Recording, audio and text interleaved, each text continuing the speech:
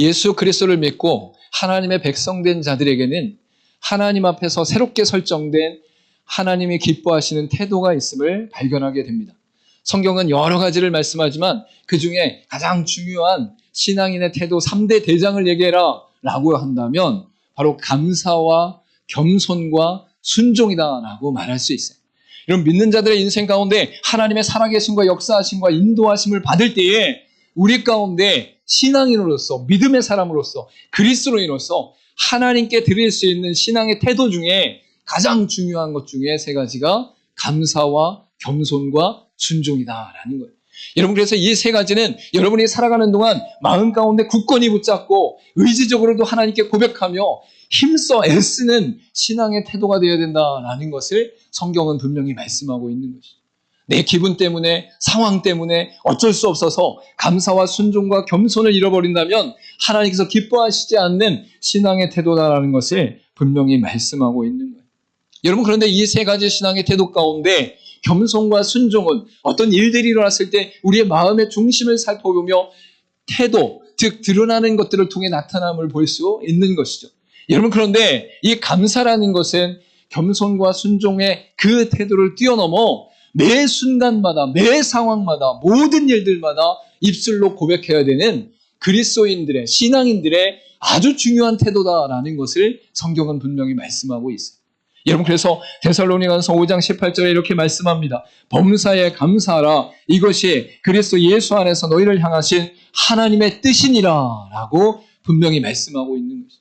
여러분, 우리 가운데 나타난 어떤 행위나 결과나 목적이 하나님의 뜻이 아니라 범사에 감사하는 것, 그거 자체가 하나님의 뜻이라는 것. 하나님이 우리를 향한 뜻을 드러내실 때에 믿음의 사람들이 하나님 앞에 범사에 모든 일들 가운데 매 순간 감사의 고백을 드리는 것이 하나님의 뜻이다라고 분명히 말씀하고 있는 것이죠. 여러분, 우리는 어떤 때에 감사합니까? 기쁜 일이 있을 때, 좋은 일이 있을 때, 내게 유익된 일이 있을 때, 내가 원하는 것이 이루어졌을 때 우리는 감사하게 되는 것을 볼 수 있어요. 물론 그때도 100% 감사하는 것이 아니라 어떤 때는 나의 의지와 나의 노력으로 됐으니 그리 감사할 것이 아니다. 내가 애썼으니 된 일이니 당연히 된 것이다. 내 권리다 라고 생각할 때가 더 많이 있음을 발견하게 되는 것이죠. 여러분, 그런데 성경은 이렇게 좋은 일이 있을 때만 감사하는 것이 아니라 나쁜 일이 있을 때, 슬픈 일이 있을 때, 고통당할 때, 낙심되는 일이 있을 때도 감사의 고백을 할 수 있어야 된다라고 분명히 말씀하고 있어요. 왜 그렇습니까? 이 감사의 고백은 나의 의지나 나의 상황이나 나의 처지에 따라 드려지는 것이 아니라 하나님의 살아계심 앞에서 드려지는 것이다. 하나님의 구원하심 앞에서 드려지는 것이다. 하나님의 나의 주인 되심 앞에서 드려지는 것이다 라고 말씀하고 있는 거예요. 하나님이 만약에 여러분과 함께하는 시간이 가끔 있다면 가끔 감사하셔도 돼요. 여러분, 하나님이 만약에 여러분의 인생을 책임지고 보호하시고 인도하시며 동행하시는 것이 한 달에 한 번만 있다면 한 달에 한 번만 감사하셔도 돼요. 여러분, 그러나 하나님의 말씀 가운데 범사에 감사라고 말씀하신, 명령하신 이유가 무엇입니까? 하나님은 여러분과 함께 하시며 여러분을 위해 탄식하시며 여러분과 동행하시며 여러분의 모든 것을 알고 계시는 분이 하나님이시기 때문에 우리가 범사에 감사할 수 있다. 여러분, 어려운 일이 생길 때에 어떻게 감사할 수 있을까요?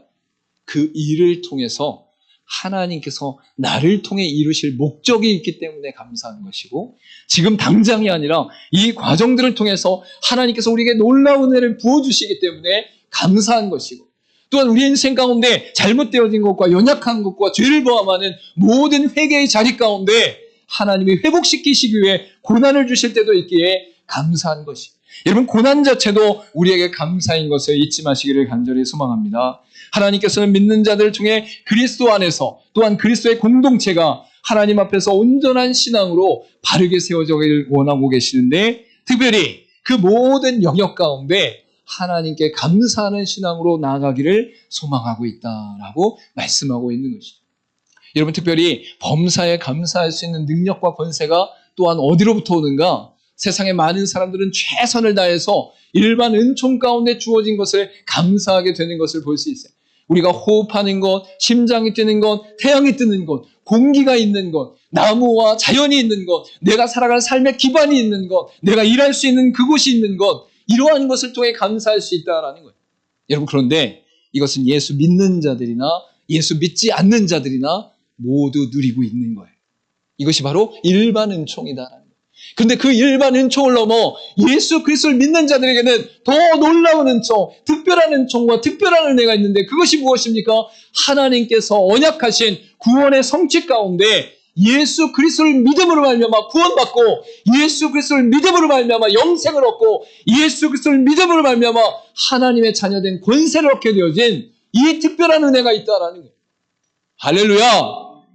이 특별한 은혜가 우리 가운데 있음으로 말미암아 날마다 범사의 모든 순간 속에 감사할 수 있다라고 성경은 말씀하고 있는 것이죠. 그래서 오늘 본문에 함께 읽었던 7절 이전 가운데 6절에 뭐라고 말씀하시고 있습니까? 그러므로 너희가 그리스도 예수를 주로 받았으니 그 안에서 행하되. 할렐루야!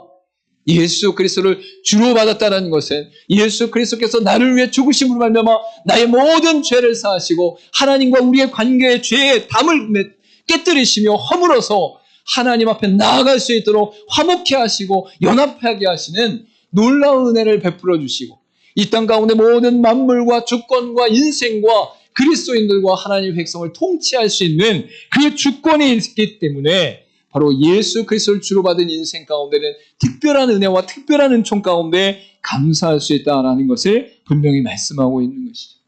여러분, 예수 그리스도와 삼위 하나님께서 여러분의 주인 되심을 믿으시길 바랍니다.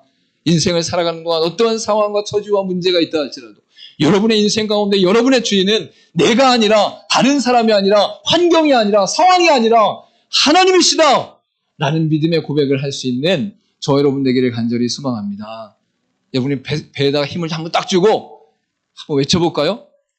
나의 주인은 내가 아니라, 세상이 아니라, 환경이 아니라, 상황이 아니라 하나님이시다.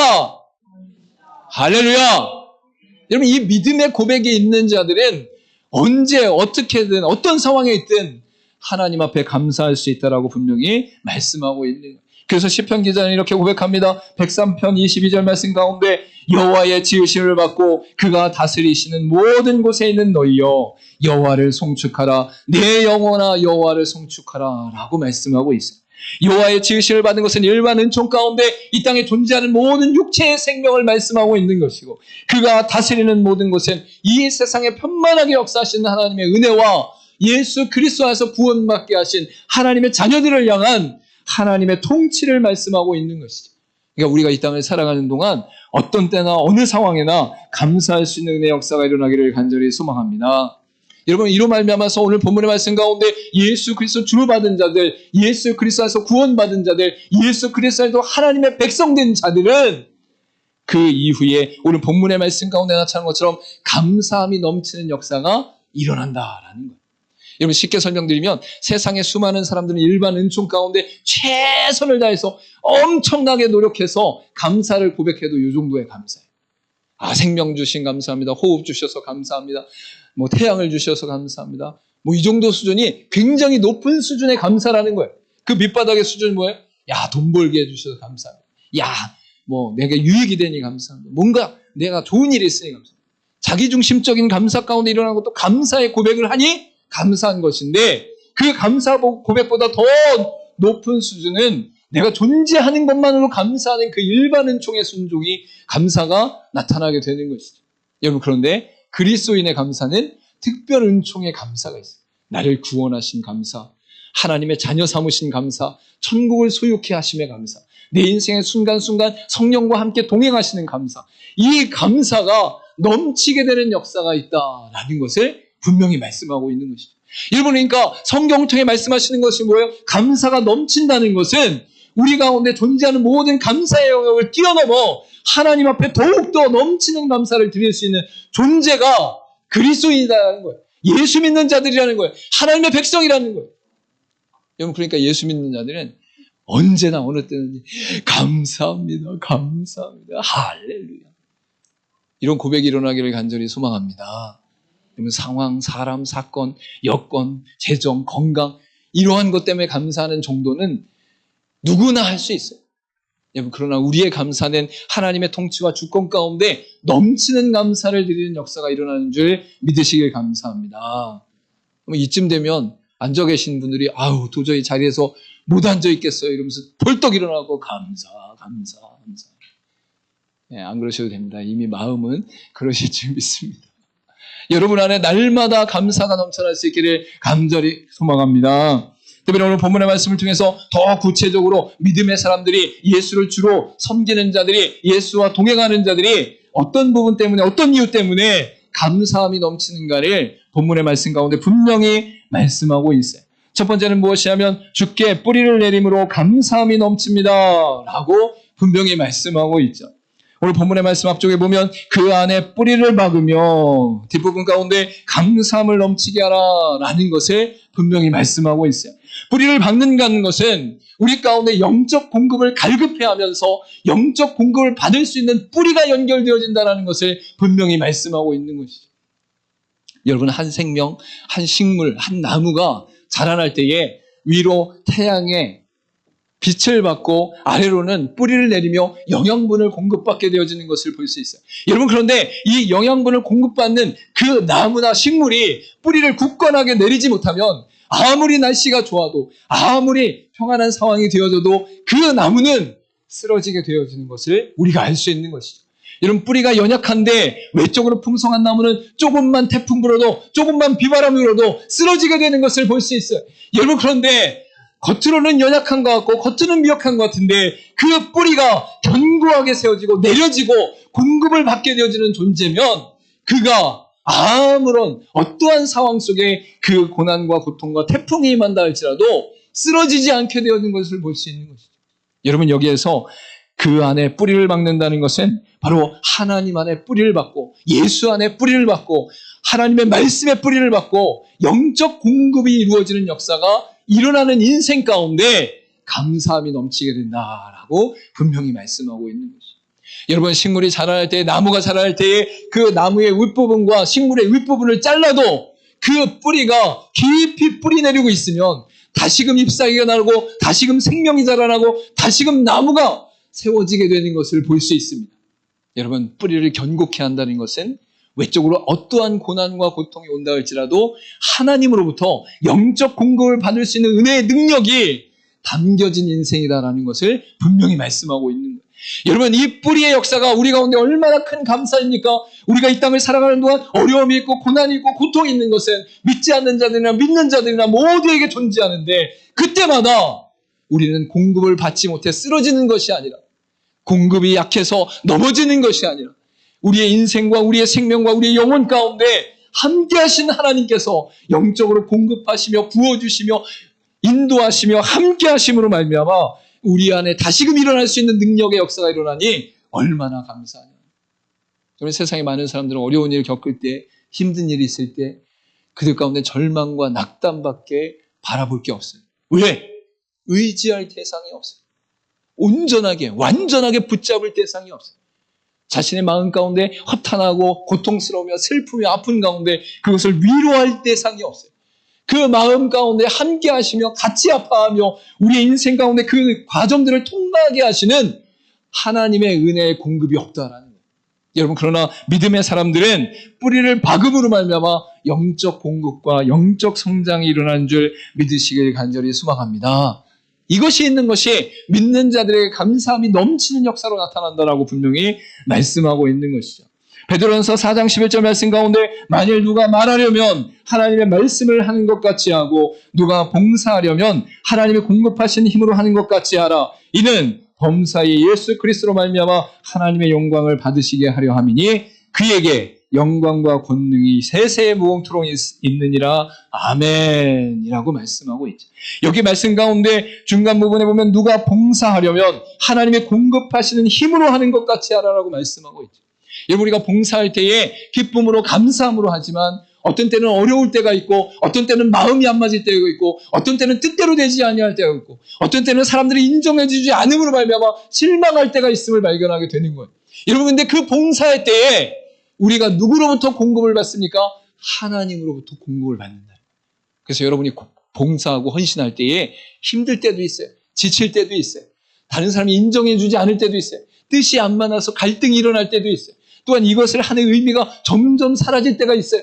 은혜가 없어서 믿음이 없어서 이것을 하는 이유 가운데 그것이 분명하지 않을 때도 있어요. 여러분, 그런데 믿음의 사람들에게는 하나님이 공급하시는 힘으로 감당하는 능력이 나타난다라고 분명히 말씀하고 있는 거예요.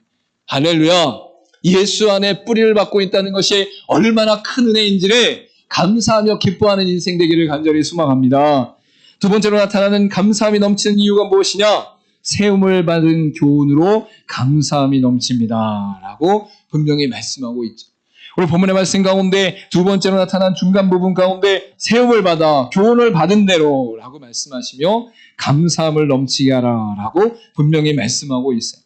여러분, 세움을 받아 교훈을 받은 대로라는 것은 우리의 영적 생태가 하나님 앞에서 온전치 못하고 바르지 못하고 어디로 가야 될지, 무엇을 해야 될지, 어떤 삶을 살아야 될지 모르는 그 혼란스러운 삶 가운데, 공허한 상태 가운데 하나님께서 우리 가운데 우리가 어디로 가야 될지, 무엇을 해야 될지 인도하시는 스승과 지도자로서의 역할을, 리더자로의 역할을 감당하고 계신다라는 것을 분명히 말씀하고 있는 것입니다. 여러분, 그래서 세움을 받아 교훈을 받는다는 것은 우리가 이전 가운데는 육체의 삶과 하나님이 없는 삶과 사단의 역사의 삶 가운데 살아왔는데, 그렇다 보니 나의 삶에 행동하는 것과 살아온 것과 또한 우리가 속한 문화의 모든 영역 가운데 죄의 모습으로 나갈 수밖에 없는 연약함 가운데 있는데, 그때마다 하나님께서는 우리 가운데 세워주시고 교훈을 허락하시고 가르치시고 인도하셔서 올바르고 견고하게 하나님 앞에서 아름답게 걸어갈 수 있는 은혜의 걸음으로 인도하신다라는 거예요. 여러분, 모든 사람은 다 연약합니다. 나도 연약하고 여러분도 연약하고 세상에 있는 사람도 연약해요. 그래서 인생을 살다 보면 어느 때에는 내가 어디로 가야 될까, 무엇을 해야 될까, 어떤 선택을 해야 될까, 어떤 삶을 살아야 될까 모를 때가 있어요. 혼란스러울 때가 있어요. 도저히 내가 어떻게 해야 될지 모를 때가 있다는 거예요. 그런데 그때마다 하나님께서 우리 가운데 함께 하셔서 세워주시고 가르치시고 교훈을 주시고 인도하셔서 하나님 앞에 아름답고 귀한 인생으로 이끌어 가신다라는 거예요. 여러분, 이 은혜가 있기 때문에 감사함이 넘칠 수밖에 없다라는 거예요. 이 은혜가 있기 때문에 감사함을 선포할 수밖에 없다라는 거예요. 할렐루야. 그러면 젊었을 때는 잘 몰라요. 내가 다 하면 되지. 야, 내가 공부하면 돼. 내가 노력하면 되지. 물론 요즘에는 이제 그런 현실도 아니어서 참 쉽지 않은 인생을 살지만, 그런 인생을 살다 보니까 한 50대면 다 알 것 같고, 제가 올해 이제 반백년을 이제 어르신들께는 죄송합니다. 근데 다 알 줄 알았어요. 인생을 통달하고, 인생에 뭐 어떤 일이 생겨도, 이건 이렇게 하는 거야, 저건 저렇게 하는 거야. 그래, 아무 문제 없어. 고민할 것도 없어. 이러고 살 줄 알았는데, 아니라는, 살면 살수록 인생이 무엇인가, 내 삶이 어떠한 방향으로 어디로 가야 될지, 어떤 결정을 해야 될지, 정말 올바른 것이 무엇이고 하나님 기뻐하시는 것이 무엇인가를 모를 때가 많다는 거예요. 여러분, 이때마다 우리가 하나님께 기도하고 엎드리고 하나님의 인도하심과 성령의 역사하신 가운데 바르게 걸어갈 수 있는 은혜의 걸음을 허락하신 것이 세움을 받아 교훈을 받는 것이다라고 말씀하고 있는 거예요. 여러분, 이 은혜가 있기 때문에 우리 안에 감사함이 넘친다라고 분명히 말씀하고 있는 것이죠.